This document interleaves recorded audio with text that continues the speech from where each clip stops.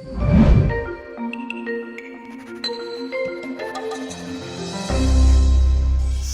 guys, as requested, this video is going to be about pulleys when the string becomes slack. So this occurs when one of the particles strikes the ground and the other particle continues to ascend, because that's going to cause the string to crumple up and therefore lose its tension. So in this example we have a pulley with two masses A and B. The weight of A is mg and the weight of B is 3g. And note that m is greater than 3, therefore A is accelerating down because it's heavier than B, and B is accelerating up. The tension in both ends of the string point towards the pulley, and assuming that the string is inextensible, then we can assume that the tension in both ends of the string are the same. And we've been told that particle A descends for 1.25 seconds before striking the ground. Note that it's 2.5 meters above the ground initially. And we've been told to find the acceleration of B, the tension in the string, and the mass of A. Since we've not been told the tension in the string, the acceleration of the particles, or the mass of A, this means that we don't have enough information to use the force equations just yet. So what we're going to do instead is we're going to use suvat to find the acceleration of B. And we're going to make use of the fact that the acceleration of A is the same as the acceleration of B because it's all one system. So in 1.25 seconds, A descends a distance of 2.5 meters. Its initial speed is 0, and we're trying to find its acceleration. And because we're not interested in finding V, then we're going to use the equation that doesn't involve V, which is S equals ut plus a half at squared. So 2.5 is equal to 0 plus a half a times 1.25 squared. And so rearranging for A is equal to 2.5 over half times 1.25 squared. And this comes out as 3.2 meters per second squared. So using suvat, we've managed to find the acceleration of A and B.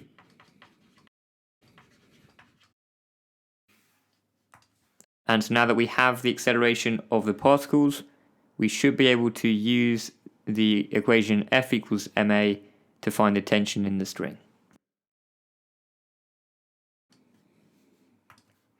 So since we know the mass of B and we don't know the mass of A, let's start off by using the equation F equals ma on B. So let's take up to be the positive direction because B is accelerating upwards. So the forces acting on B is the tension in the positive direction and the weight in the negative direction. So T minus 3g is equal to the mass, which is 3 kilograms, times the acceleration, which we've just shown is 3.2.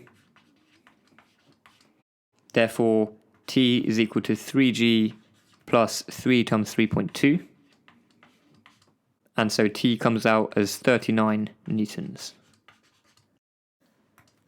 And again, assuming the string is inextensible, then the tension in this end of the string is the same as the tension in this end of the string as well. So we found the acceleration of both particles and we found the tension in both ends of the string. The last thing we're going to find is the mass of A. So the way we're going to find the mass of A is by considering the forces acting on A. So again, F equals ma. This time, since A is accelerating down, we're going to take down to be the positive direction. So the forces acting on A in the positive direction is the weight mg minus the tension in the opposite direction. So mg minus t is equal to m times the acceleration 3.2. And we also know the tension is 39 newtons. So now we just need to solve this for m. So mg minus 3.2m is equal to 39.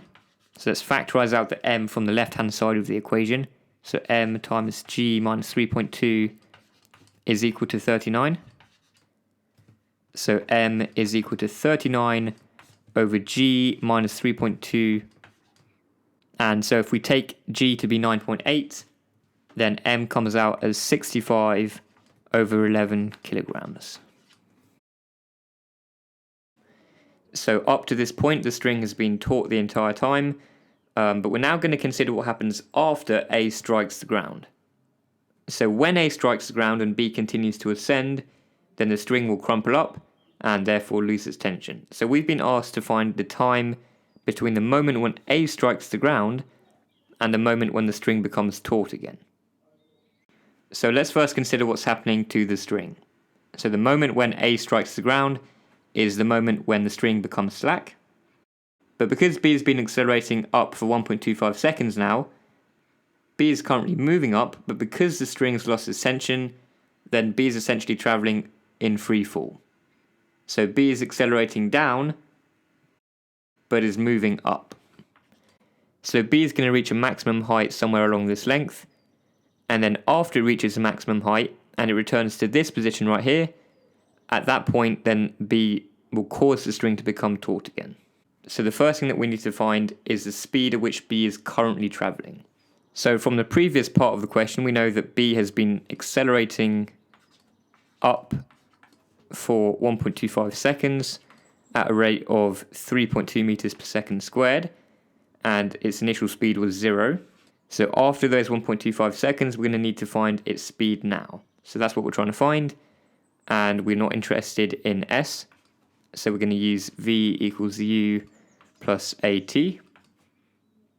So V is equal to 0 plus 3.2 times 1.25. So this comes out as 4 meters per second. So we know that B is traveling with a speed of 4 meters per second upwards. And because B is essentially traveling in free fall, then its acceleration is g. So let's just put that on the diagram.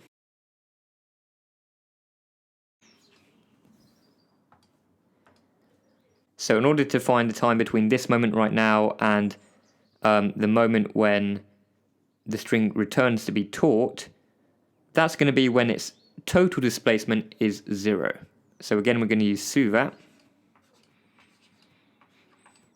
So this position, exactly this position right here, when the string becomes slack on the way up, but taut on the way down, then its displacement is 0. Its initial speed we worked out to be 4 meters per second upwards. Its acceleration is g in the opposite direction, so minus g downwards. And we're trying to find t. So we're going to use S equals ut plus a half at squared. So 0 is equal to 4t minus g over 2 t squared. And if we factorize out the t from this equation, we get t times 4 minus g over 2t. So B has a displacement of 0 at two values of t. The first value of time is obviously when t is equal to 0. And the second value of time is going to be when this thing here is equal to 0. So when 4 minus g over 2t is equal to 0, that's when B returns to its position here. So rearranging this for time, we're going to get t is equal to 4 times 2 over g. So that's 8 over g. And if we take g to be 9.8, then this comes out as 0.82 seconds to 2 sig fig. Hey guys, thanks for sticking around. If you got value from the video, then smash that subscribe button, and I'll see you next time.